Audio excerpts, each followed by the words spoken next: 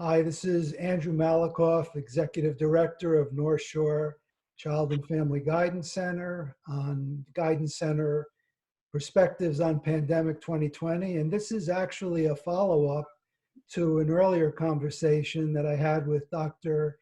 Ariel Botta, who is an expert on mindfulness.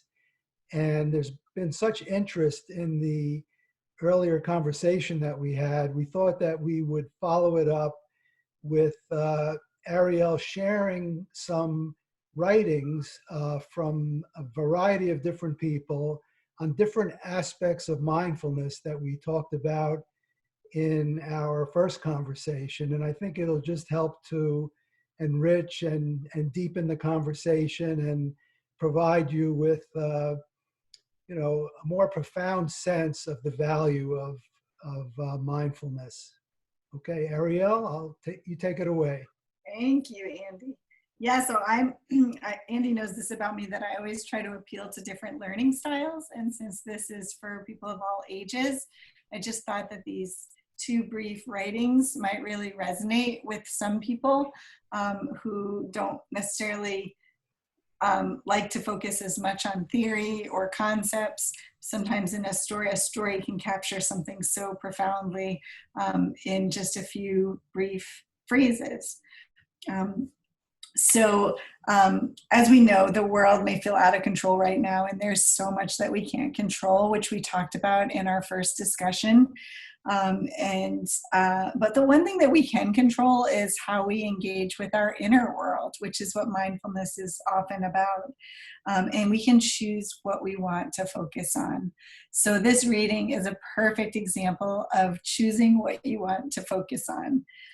It's from a book, one of my favorite books, called The Wisdom of No Escape by Pema Chodron. Her last name is Chodron, Chodron,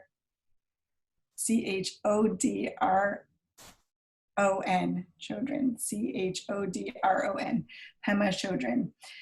She's a wonderful writer and a beautiful storyteller.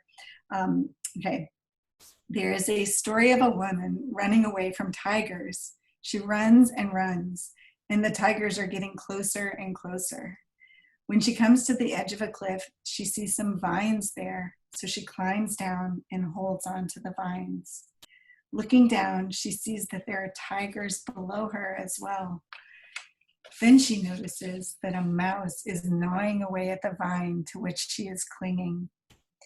She also sees a beautiful little bunch of strawberries close to her, growing out of a clump of grass. She looks up, she looks down, she looks at the mouse. Then she takes a strawberry and puts it in her mouth and enjoys it thoroughly. Tigers above, tigers below. This is actually the predicament that we're all in right now during the pandemic. We are all in the same boat.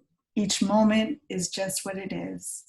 Though every moment we experience may feel the same right now, filled with fear, anxiety, sadness, and loneliness, each is nuanced, and in there may also be a strawberry. We could get depressed about it, or we could appreciate it in the delight of the preciousness that every single moment holds in our life. Those with strawberries and those without strawberries. For each moment brings with it lessons. So I share this just to emphasize that we do have choices in any given moment.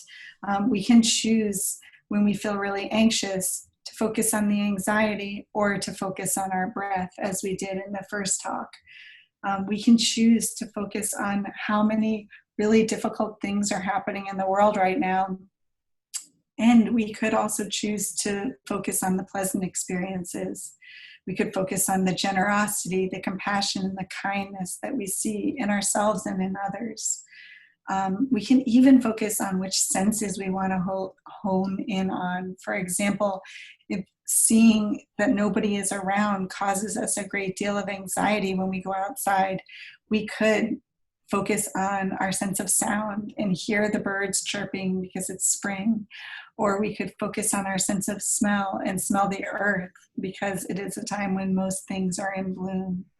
Or we could focus on touch and notice how our feet feel on the earth, how the air and the temperature feels on our skin. So there's so many things right at our fingertips that we can focus on at any given moment. So that is one of my readings. My other reading I thought was really nice for maybe some younger people. And this is also from Pema Chodron's book, The Wisdom of No Escape. And it states, the Navajo, a First Nation tribe, teach their children that every morning when the sun comes up, it is a brand new sun. It is born each morning. It lives for the duration of the day. And in the evening, it passes on, never to return again. As soon as children are old enough to understand, the adults take them out at dawn and they say, the sun has only one day. You must live this day in a good way so that the sun won't have wasted precious time. And the preciousness of each day is a good way to live and a good way to reconnect with our basic joy. So I thought this reading was really nice since we talked about setting intentions. And this is a really beautiful reading if you want it to guide the intentions that you set for the day, and knowing that each one can be brand new and you can start over every single day practicing your intentionality. So these were the two readings that after Andy and I ended the last talk that I said, oh, I wish I got a chance to share these with you in case they resonated with folks. Well, I'm sure everyone that enjoyed the first conversation will appreciate your taking the time to supplement that talk with these beautiful writings. And I think they do bring to life in a different way, as you said, what might seem theoretical to people.